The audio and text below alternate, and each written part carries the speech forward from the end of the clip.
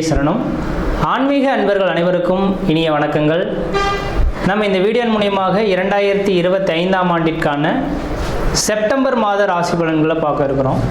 இந்த செப்டம்பர் மாத ராசி பலன்களை பார்ப்பதற்கு முன்பாக இந்த செப்டம்பர் மாத காலகட்டத்தில் நடக்கக்கூடிய முக்கியமான நிகழ்வுகளை தனி வீடியோ தொகுப்பில் கொடுக்கலாம் அப்படின்ற நோக்கத்தோடு இந்த வீடியோ தொகுப்பை பொது மக்களுக்காக அனைத்து ராசிக்காரர்களுக்கும் பொதுவான பலன்களாக இந்த விளக்கத்தை தனி வீடியோவாக கொடுக்கலாம் அப்படின்னு நினைக்கிறேன். இந்த செப்டம்பர் மாதம் 2025 பார்த்தோம் அப்படின்னாக்கா முக்கியமான ஒரு நிகழ்வு, கிரகணங்கள் தோஷம் ஏற்படக்கூடிய காலகட்டங்கள் இந்த மாதத்தில் உதயமாகுதுங்க. அதாவது கிரகண காலகட்டங்கள் அப்படின்னு பார்த்தீங்கன்னா செப்டம்பர் மாதம் 7ஆம் தேதி அன்று பார்த்திங்கனாக்கா சந்திர கிரகணம் நிகழ இருக்குது. அப்போ ராகுவினால் ஏற்படக்கூடிய இந்த சந்திர கிரகணமானது அன்று இரவு 9:56 மிட் நைட்டில் 1:26 இந்த காலகட்டம் வரலும் சந்திர கிரகணமானது அன்னைக்கு நிகழ இருக்குது. இது பூரணமான சந்திர கிரகணம் அப்படின்னு பார்த்தோம் அப்படின்னாக்கா முழுமையான சந்திரகிரகணம் பிடிபட்ட காலகட்டங்கள் எப்பொழுது அப்படின்னாக்கா தொடங்கக்கூடிய காலகட்டம் 9:56 தொடங்கி 1:26 மிட் நைட்டில் சந்திர கிரகணமானது முடிய போகுது.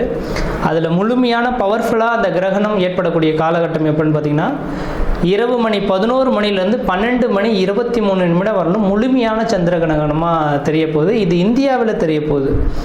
இதுக்கு முன்பாகலாம் நடந்த கிரகணங்கள் பார்த்திங்கன்னா போன வருடத்தில் நடந்ததெல்லாம் வெளிநாடுகளில் நடந்ததுனால நமக்கு எதுவும் பாதிப்புகள் இல்லை.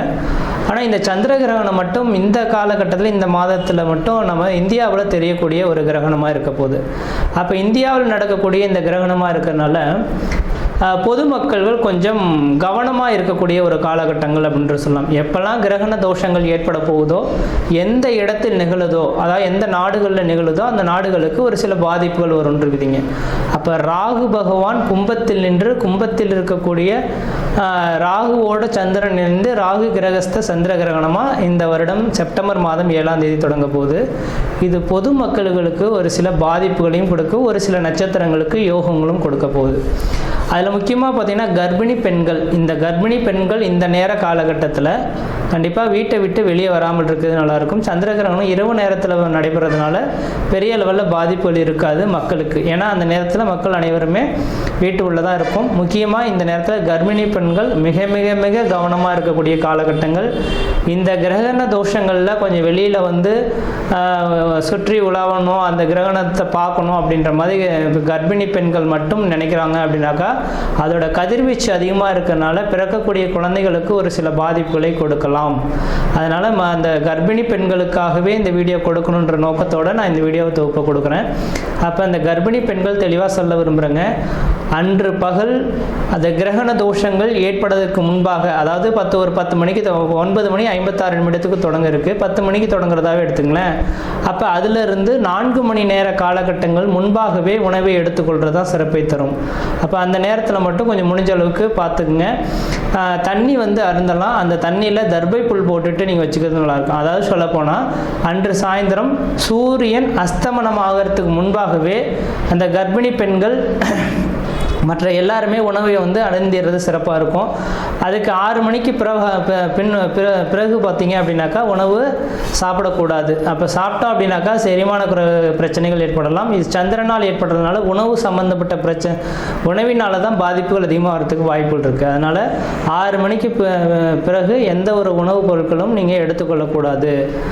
அடுத்து தண்ணீர் மட்டும் வேணால் தாகம் இருந்தால் அதை தர்பை புல்லை மட்டும் போட்டு வச்சுட்டு அந்த தண்ணியை மட்டும் பயன்படுத்திக்கலாம் அப்போது தேவை இருந்தால் மட்டும். இல்லையே அந்த அன்றைய நைட்டு முழுவதும் கொஞ்சம் முடிஞ்ச அளவுக்கு எல்லா உணவுப் பொருட்களையும் தவிர்த்து கொள்வது சிறப்பை தருன்றவிதிங்க. வெளியில் வந்து சுற்றி உலாவறதை கொஞ்சம் குறைச்சி கொள்வது சிறப்பை தரும். அனைத்து மக்கள்களுமே தெளிவாக சொல்ல வரங்க, எல்லாருமே இப்போ வந்து நவீன காலங்கள் வந்துருச்சு இல்லைங்களா. இப்போ சந்திர கிரகணத்தை பார்க்கணும் அப்படின்ற நோக்கத்தோட மக்கள் பார்த்தோம் அப்படின்னாக்கா அந்த வீடியோ தொகுப்புலாம் கொடுத்துருப்பாங்க, சென்னையெல்லாம் ஏற்பாடு செய்திருப்பாங்க, பார்க்க இருப்பாங்க. அது முடிஞ்ச ஓரளவுக்கு பார்த்தீங்க அப்படின்னாக்கா நான் குறிப்பிட்ட நட்சத்திரக்காரங்கள் மட்டும் அந்த மாதிரியான தொகுப்புகளுக்கு போகாமல் இருக்கிறதா விசேஷத்தை கொடுக்கும். அதாவது கும்ப வீட்டில் நடக்க இருக்குது.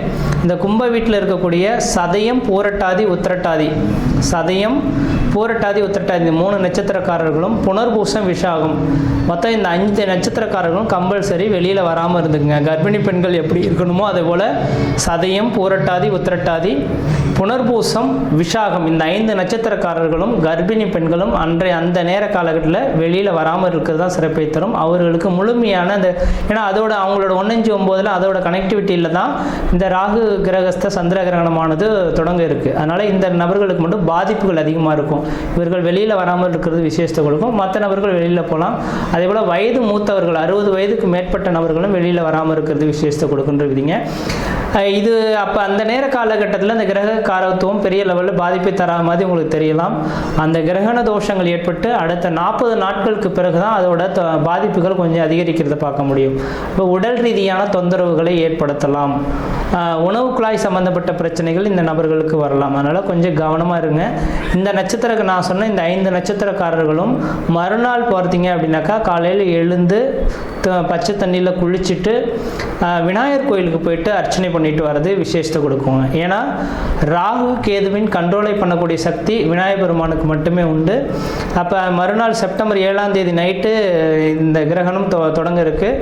செப்டம்பர் 8ஆம் தேதி அன்று பார்த்தீங்க அப்படின்னாக்கா விநாயகர் கோயிலுக்கு போயிட்டு குளிச்சுட்டு நல்லெண்ணெய் தீபம் போட்டு வழிபாடு செய்துட்டு வந்தீங்க. இந்த 5 நட்சத்திரக்காரர்கள் வழிபாடு செய்துட்டு வந்தால் இதனால் தோஷங்களை கண்ட்ரோல் பண்ணக்கூடிய சக்தி விநாயகருக்கு உண்டு. ஏன்னா ராகு கேதுவின் 2 கிரகத்தையுமே அடக்கக்கூடிய சக்தி இந்த விநாயகருக்கு இருக்கிறனால அவரோட சொல்லுக்கு கட்டுப்படுறதுனால இந்த 5 நட்சத்திரக்காரர்களும் வழிபாடு செய்து கொள்வது மிகப்பெரிய விசேஷத்தை கொடுக்குன்றவிதிங்க.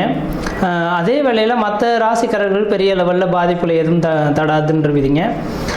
அது இந்த கிரகணம் தொடங்கிடுச்சு அப்படின்னாவே அடுத்த அந்த இப்போ ஒவ்வொரு கிரகணமும் பார்த்தீங்கன்னாக்கா லாஸ்ட் இயர்லாம் 2-3 கிரகணங்கள் தொடங்கினது. ஆனால் இந்தியாவில் தெரியலை, அதனால் நமக்கு பாதிப்பு இல்லை. அப்போ எந்த நாடுகளில் கிரகணம் ஏற்படுதோ அந்த நாடுகள் கிரகணம் தொடங்கி அடுத்த கிரகண தோஷங்கள் உண்டாகக்கூடிய காலகட்டம் வரலும் ஒரு சில பாதிப்புகளை கொடுக்கும். அப்போ ராகுவினால் இந்த நேரத்தில் தொடங்குறதுனால கடல் சீற்றங்கள், ஏன்னா சந்திரனோட அமைப்பில் இருக்கனால நீர் சம்பந்தப்பட்ட விஷயம் கடல் சீற்றங்கள் ஏற்படலாம். அதாவது கடல் அலைகள், பூகம்பங்கள் ஏற்படக்கூடிய விஷயங்கள். அதே போல் பார்த்தீங்கன்னாக்கா அந்த நெருப்பினால் பாதிப்பு, விமான விபத்துக்கள், இது மாதிரியான ஒரு சில பாதிப்புகள் ஏற்படுத்துறதுக்கான வாய்ப்புகள் உண்டு. மக்கள் அதுக்கு பின்னர் பார்த்தீங்க அப்படின்னாக்கா முக்கியமாக அடுத்ததாக மழை காலங்களும் தொடங்க இருக்குது இல்லைங்களா. இப்போ மழை காலங்களில் பார்த்தீங்கன்னாக்கா நவீனமான ஒரு நோய் உருவாகிறதுக்கான வாய்ப்புகள் உண்டு. நோய் தொந்தரவுகள் மக்களுக்கு வரதுக்கான இந்த கிரகண தோஷத்தினால மக்களுக்கு அதிகப்படியான நோய் தொந்தரவுகள் ஏற்படலாம். நீரினால் பரவக்கூடிய நோய்கள் அதிகமாக உருவாகிறதுக்கான வாய்ப்பு உண்டு. அப்போ மழை காலங்களில் மக்கள் குடி தண்ணீர்களை சுத்தமாக வச்சுக்கணும். மழை அதாவது வெள்ளப்பெருக்கு அதிகமாக ஏற்படக்கூடிய இருக்கக்கூடிய இடங்களாக இருந்தால் தன்னோட வீட்டை கொஞ்சம் கவனமாக வச்சுக்கிறது, தண்ணி புகாத அளவில் இந்த வடிகால் வசதிகள்லாம் ஏற்படுத்தி கொடுறது விஷயத்தை கொடுக்கும். நான் இது சொல்லும் போது தேவையில்லாத விஷயம் இதெல்லாம் எதுக்கு அப்படின்னு நினைப்பீங்க. இதை அனுபவிக்கும் போது தான் அதோட பாதிப்புகள் தெரியும். அதனால் இந்த கிரகண தோஷங்கள் இருக்கிறதுனால பாதிப்புகள் இருக்கின்ற நம்பிக்கை வரக்கூடிய நபர்களாக இருந்தால் மட்டும் தயவுசெய்து சொல்ல வரங்க. அடுத்து கரெக்டாக இப்போ செப்டம்பர் 7ஆம் தேதி இந்த கிரகண தோஷம் ஏற்படுது. அதுலேருந்து 40 நாட்கள் அப்படின்னாவே அடுத்து கரெக்டாக மழை காலங்கள் தொடங்கக்கூடிய காலகட்டமாக இருக்கும். கண்டிப்பாக இந்த வருடத்தில் முக்கியமாக நவம்பர் டிசம்பர் காலகட்டத்தில் அதிகப்படியான மழைப்பொழிவுகளும் சீற்றங்களும் அதிகரிக்கிறதுக்கான வாய்ப்புகள் இருக்குது. மக்கள் கவனமாக இருக்குங்க. அதுக்காக தான் இந்த வீடியோ தொகுப்பு கொடுத்துருக்கேன். மற்ற விதத்தில் எந்த தோஷங்கள் பாதிப்பு கிடையாது. தெளிவாக சொல்லக்கூடிய கருத்துக்கள் கர்ப்பிணி பெண்களும் சதயம், பூரட்டாதி, உத்திரட்டாதி, புனர்பூசம், விசாகம் இந்த 5 நட்சத்திரக்காரர்களும் கிரகண தோஷத்தன்று கொஞ்சம் வீட்டை விட்டு வெளியே வராமல் இருங்க. இரவு பார்த்திங்கன்னா 9:56 தொடங்கி நள்ளிரவு 1:26 முடிய இருக்குது. அது முழுமையான சந்திரகிரகணம் அடையக்கூடிய காலகட்டம் 11 மணியிலிருந்து 12:23 வரலும் இருக்குது. இந்த நேர காலங்களில் வெளியில் வராமல் இருங்க. உணவுப் பொருட்கள் எந்த ஒரு உணவுப் பொருட்களும் எடுத்துக்கொள்ள வேண்டாம். மறுநாள் காலையில் குளிச்சுட்டு விநாயகர் கோயிலுக்கு போயிட்டு விளக்கு போட்டிருந்தாவே இந்த தோஷங்கள் ஓரளவுக்கு கட்டுக்குள் வரும்ன்ற விதிங்க. மற்ற விதத்தில் யாருக்கும் எல்லோரும் தோஷம் கிடையாது. நம்ம இந்த வீடியோ மூலமாக 2025ஆம் ஆண்டிற்கான செப்டம்பர் மாத ராசி பலன்களை பார்க்க இருக்கிறோம். குறிப்பாக இந்த வீடியோவானது பார்த்தோம் அப்படின்னாக்கா மகர ராசி அன்பர்களுக்கான வீடியோ. இந்த மகர ராசி அன்பர்களுக்கு இந்த செப்டம்பர் மாத கிரகங்களை ஆராயறதுக்கு முன்பாக, மகர ராசி என்பது ஒரு சரராசி. எந்த ஒரு காரியத்தையுமே சட்டுன்னு செய்து முடிக்கணும், அந்த பட்டுன்னு அதை முடிச்சுட்டு அடுத்த வேலைக்கு போகணும்னு நினைக்கக்கூடிய நபர்கள் இந்த மகர ராசி என்பர்கள். ஆனால் இவங்களோட வாழ்க்கையில் பார்த்தீங்கன்னா கடந்த 7 வருட காலமாக திட்டமிட்ட காரியங்கள் எதுவுமே நடக்கலை அப்படின்றது தான் விதிங்க.